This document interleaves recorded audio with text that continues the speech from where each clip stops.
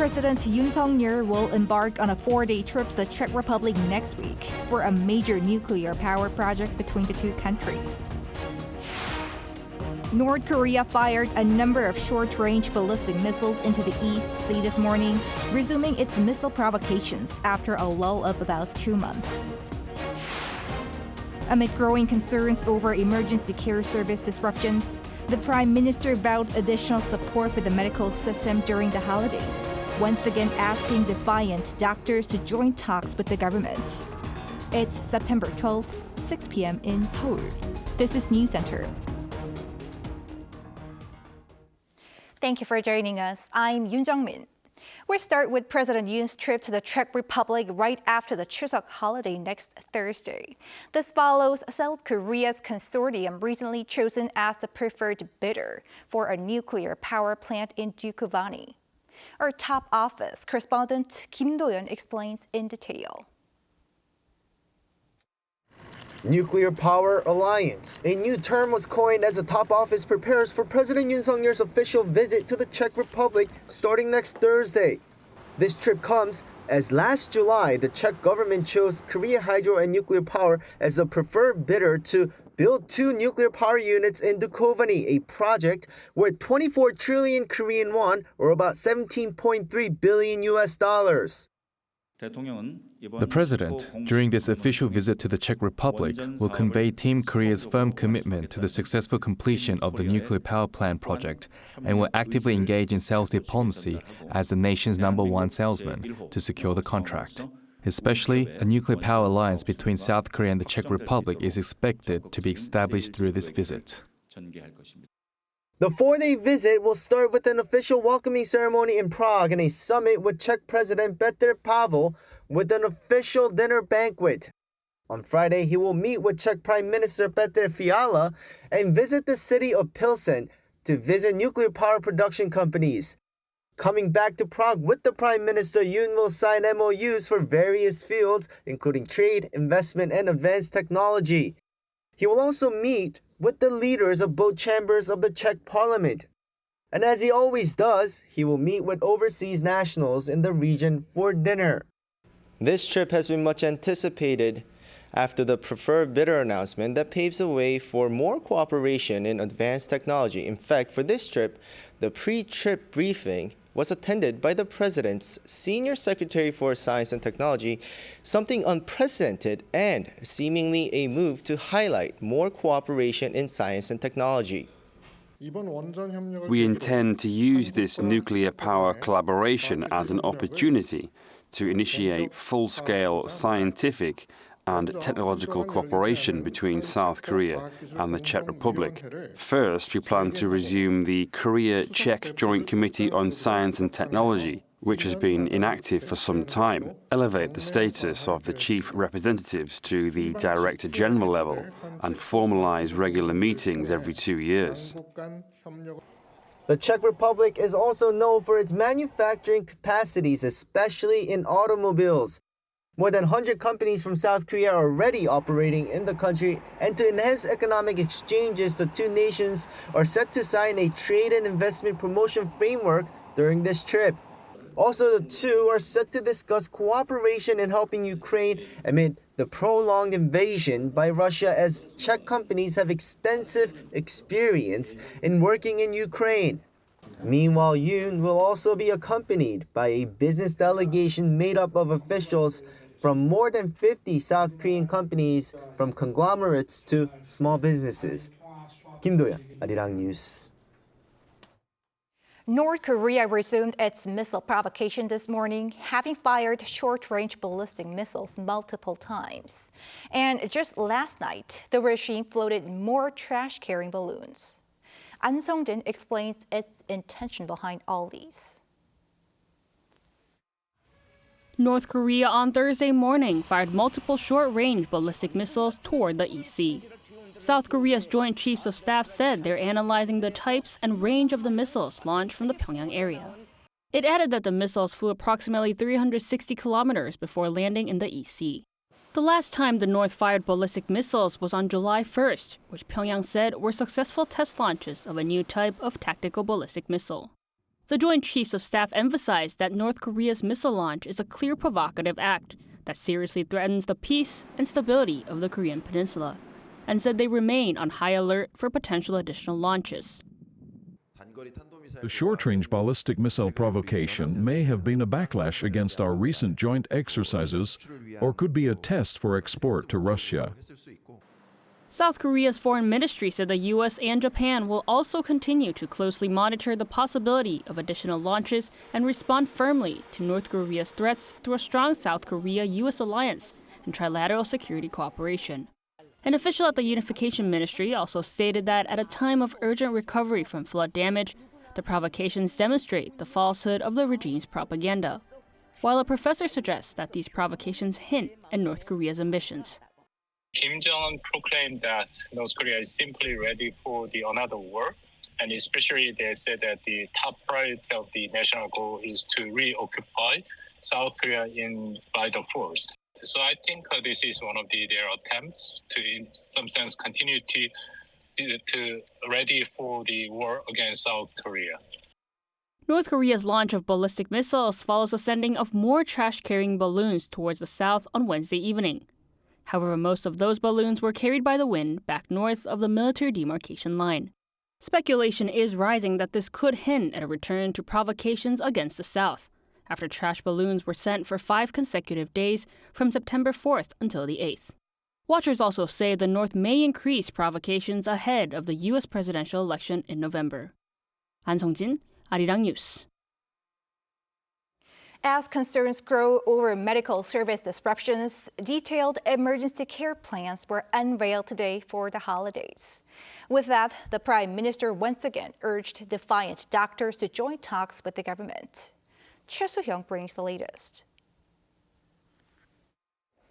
Prime Minister Han Duck-soo held a briefing on Thursday, announcing the plans for the emergency medical system during the Chosok holidays. The government began running the Special Emergency Response System on Wednesday, and it will last for 2 weeks, including the Chosok holidays. The government started operating the Special Emergency Response System on September 11th, and it will run for 2 weeks until September 25th to ensure people spend their holidays safely. During the period, around 8,000 hospitals and clinics will open each day nationwide. The government and the ruling People Power Party will provide financial support to help them continue their medical services during the holiday period. This support will enable the emergency medical centers to hire about 400 doctors and nurses to ensure they have enough staff. Also, over 150 hospitals for pregnancy and childbirth across the country will stay open throughout the holidays. To ensure proper care for critical patients, the government plans to increase service fees for specialists to 3.5 times the regular rate to reward them for working during Chosok. They will also increase the number of medical staff like military doctors and support nurses. The government will deploy supervisors to 409 emergency rooms nationwide to monitor the situation daily. Furthermore, Prime Minister Han asked people with minor health issues to first visit local clinics rather than major hospitals. People can easily search for open medical facilities in the maps on major online platforms, or they can call 119 or 129 to quickly find available hospitals. The PM also thanked the public for supporting medical reforms. All reforms are difficult, but healthcare reform is especially painful. For almost every job in the world, someone else can step in during emergencies, but no one can replace doctors in saving lives. He also urged the medical community to join the proposed joint consultative body as soon as possible to address the current situation. However, despite the repeated calls, the doctors' organizations have not yet responded. Chuseok, Arirang News.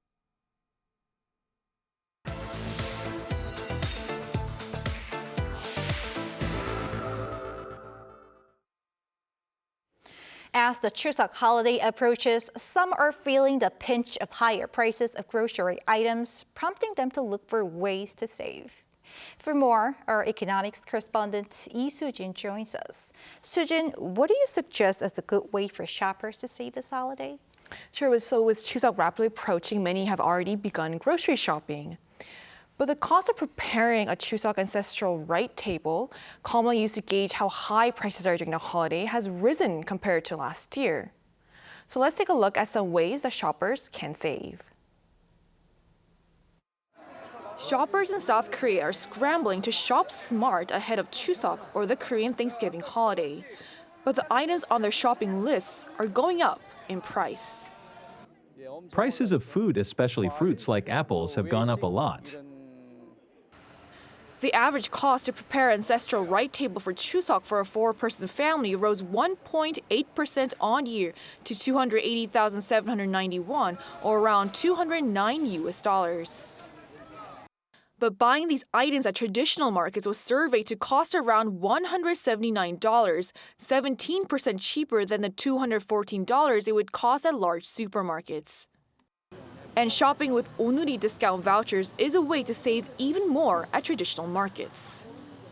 This Chuseok, the discounts have been up to 15%, and some traditional markets even offer vouchers if customers spend a certain amount. This means customers can purchase $100 worth of goods for $85 with the vouchers. One chicken stall vendor says that she's seen an uptick in onuri voucher usage thanks to the Chuseok measures. Around 70% of purchases are made with onuri vouchers. For us vendors, this is great because they work like cash and attract more customers to shop here. As for what you might find on a Chuseok ancestral rite table, meat like chicken, chestnuts, vegetables such as green onions, and seafood such as pollock were all surveyed to be cheaper at traditional markets than at large supermarkets this year. Consumers can also shop at farmers markets set up by district governments in Seoul to offer cheaper groceries and to support farms nationwide during the Chuseok holiday. I come every year because the food here is fresh. At this farmers market in Gangnam-gu district, popular Chuseok items are sold directly by around 80 farms nationwide for around 10% less than standard market prices. Despite the sweltering heat, these people have gathered since early in the morning, eager to buy fresh and affordable food to share with their families during the holiday. Are items cheaper at large supermarkets? Yes, and that's why shopping around is also a way to shop smart. Fruits like apples and pears, along with chikhye, the traditional Korean rice drink, were found to be cheaper at large supermarkets due to Chuseok sales. The government is also closely monitoring prices to keep them low. Here's what the finance minister said at today's economic ministerial meeting. Ahead of Chuseok, we will work to stabilize prices by increasing supply, as some items remain costly due to the heat wave. The government, for one, increased the supply of apples and pears to wholesale markets by 3.5 times the usual amount starting 3 weeks before the holiday. But some people would feel that Chuseok menu items are not that affordable. Right, so many people that we spoke to at these supermarkets and markets have said that they actually feel the pressure of high prices. And this comes even though inflation slowed to the government's 2% target in August, because prices of certain items have in fact gone up. Here's why, according to an expert. Prices for Chuseok items specifically are expected to rise due to increased demand, which is different from the CPI data that represents overall prices. But by taking advantage of all these ways and places to save, shoppers will be able to honor their ancestors this Chuseok holiday without having to break the bank. All right, Sujin, thank you for your report. Thank you for having me.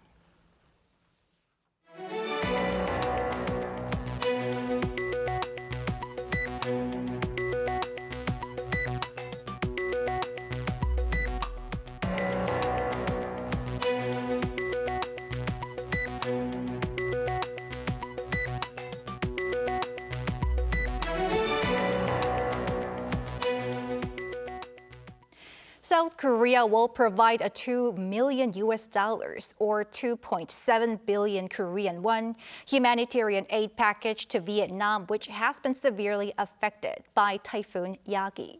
The Foreign Affairs Ministry said on Thursday that it hopes this support will help the recovery in affected areas and residents there to return to their daily lives as soon as possible. Ever since the strong typhoon hit Vietnam last Saturday, 152 people have been killed and 140 are missing as of Wednesday. Over in Japan, high-level officials from South Korea, China, and Japan in charge of culture met on Thursday to expand cultural cooperation following tourism talks the previous day. Ahead of the trilateral meeting, also addressed was the recent controversy over Japan's Sado mine. Our culture correspondent Song Yoo-jin has a wrap-up. 2024 marks the 25th anniversary of trilateral cooperation between South Korea, China, and Japan, which began in 1999 with a breakfast meeting on the sidelines of the ASEAN +3 summit. This year, the three countries are focused on deepening their cooperation through culture. On Thursday, representatives from the three nations gathered in Kyoto for the 15th South Korea-China-Japan Culture Ministers meeting. South Korea was represented by First Vice Minister of Culture, Sports and Tourism Yong Ho-sung after Minister Yoo had to return to Seoul for a parliamentary questioning as the National Assembly had not approved his absence. China's Vice Minister of Culture and Tourism Zhang Zheng and Japan's Minister of Education, Culture, Sport, Science and Technology Moriyama Masahito were also in attendance. The meeting resulted in two key documents. The Kyoto Declaration emphasizes the importance of cultural exchanges and cooperation to promote mutual understanding and to further strengthen trilateral relations. The three sides also signed a memorandum of cooperation to designate 2025 and 2026 as years of cultural exchanges. We agreed on the importance of expanding cooperation beyond arts and culture to include sports and programs involving the future generations. In the bilateral meetings that South Korea held with Japan and China ahead of the three-way talks, eyes were on the follow-up measures for Japan's Sado Island gold mines being listed as a UNESCO World Heritage Site. The site has been a point of contention as Koreans were forced to work there during World War II under Japanese colonial rule. We asked Japan to improve its exhibits at the Aikawa History Museum on the hardships faced by Korean laborers, as the current displays are mostly simple panels. We suggested making them more permanent and detailed. We also requested that senior Japanese officials attend the memorial ceremony for the mine laborers. Simplifying visa issuance and entry processes with China was another key topic. Both sides agreed to initiate working-level talks involving the foreign and justice ministries to streamline these procedures. Until now, we didn't have a regular framework for tourism cooperation with China, so we agreed to set up a regular high-level consultative body. The meeting ended with a joint performance between opera singers of the three countries and Japan's multicultural orchestra ensemble Kanazawa Chamber Orchestra. Promising more cultural exchanges in the next 2 years and beyond, the three countries wrapped up their culture ministers meeting on Thursday. The trilateral meeting's 16th edition will take place in China next year. Song Yoo-jin, Arirang News, Kyoto. In other news, a K-pop girl group NewJeans addressed the ongoing internal conflict between HYBE and Ador, calling for the return of former Ador CEO Min Hee-jin. Our Yoon with the details. K-pop artist NewJeans have strongly criticized HYBE, South Korea's largest K-pop agency. The group called for the return of the former CEO of its agency Ador, Min Hee-jin, by September 25th. Ador is a subsidiary of HYBE. On Wednesday afternoon, the 5 K-pop stars held a live broadcast titled What NewJeans Wants to Say on its newly created YouTube channel NWJNS instead of an existing official YouTube account. We were just working hard for our dreams, so what did we do wrong? Our CEO is being mistreated, and HYBE seems like just an inhumane company. Min Hee-jin is no longer the CEO of Ador, having been replaced at a board meeting held at the end of August. To this, Min had said that Ador decided she would keep producing for NewJeans without discussing it with her, and that the board's decision to remove her as CEO was against her will.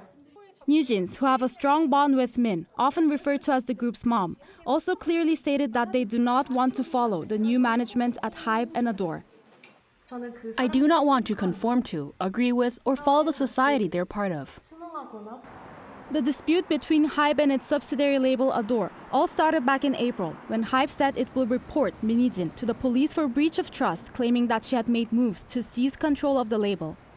The conflict came to light when Min accused another HYBE subsidiary of plagiarism due to creative similarities between recently debuted girl group Islet and Ador's girl group NewJeans.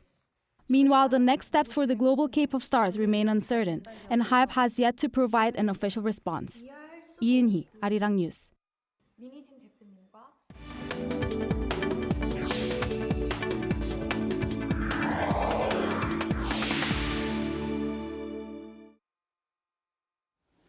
Tae Yong-ho, the first North Korean defector to be elected as a politician here in South Korea, is now the Secretary-General of the Peaceful Unification Advisory Council. This constitutional body advises the president on unification policy. Our Kim Jong-sil met with him to hear what he had to say with regard to the recent situation on the peninsula. Tae Yong-ho's career has taken a route few could imagine. Formerly North Korea's deputy ambassador to the UK, he defected to South Korea in 2016 and made headlines in 2020 as the first defector elected as a lawmaker, winning a National Assembly seat in Gangnam-gu district. In July, he became the first North Korean defector to be named Secretary-General of the Peaceful Unification Advisory Council, which advises the president on unification policy. The appointment as a Secretary-General of Peaceful Unification Advisory Council would give a very important message to North Korea that if Korea is reunified with freedom and democratic system, the future reunified Korea would not discriminate any person because of the background. How has the mission of the council changed with the current geopolitical climate, with the North being very tough on us and refusing to talk to us? First of all, I think my mission is to deliver to North Korean side that South Korean government as well as South Korean population do not wish or want any war or conflict with North Korea. And the second thing is denuclearization of North Korea. Now, North Korea's nuclear and missile capability is ever increasing. That's why the security, the framework on Korean Peninsula is getting more and more dangerous. The most effective and pragmatic way to stop the nuclear war on Korean Peninsula is to strengthen the ROK-US military alliance, together with the help of Japan. This week, around 740 council members stationed in the Americas visited Seoul for the first time since their appointment a year ago. As civil diplomats, they promote unification policy to the international community.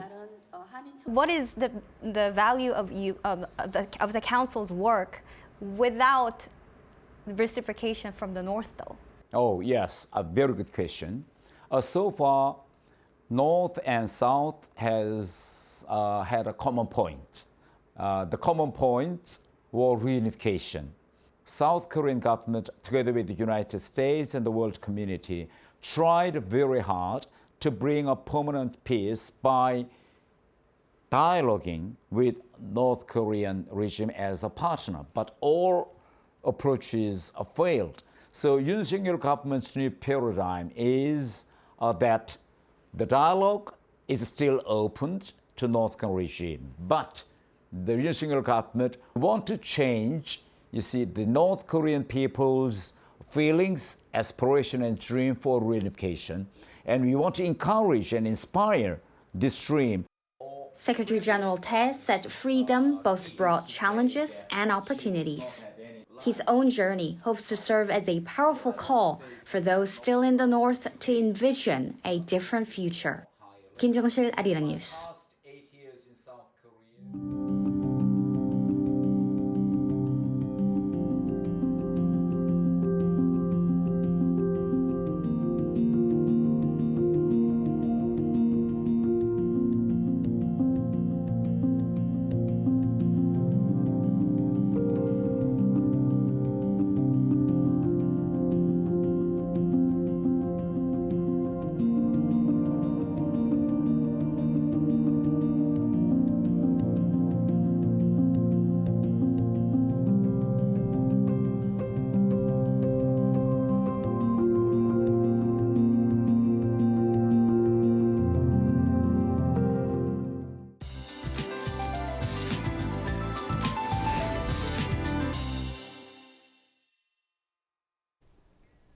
Under a heavy rain warning, it has been raining on and off in Seoul since dawn. The Seoul metropolitan area and Gangwon-do province will continue to see rain until tomorrow afternoon. It will rain as much as 80 millimeters in the central parts of the country until tomorrow, and showers will pass over the Chungcheong-do provinces from tomorrow afternoon to night. The rain dampened the severe heat in the central parts of the country. In Seoul, the heatwave warning has been lifted and the temperature remained at around 27 degrees Celsius. However, rain raises the humidity levels, so the feels-like temperatures will be higher than they actually are. Tomorrow, Seoul, Daejeon, and Daegu will start off at 25 degrees. Seoul will move up to 29, Gwangju, Daegu, and Gyeongju, 34 degrees. During the Chosok holiday, late heat of around 30 degrees is expected again. That's all for Korea. Here are the weather conditions around the world.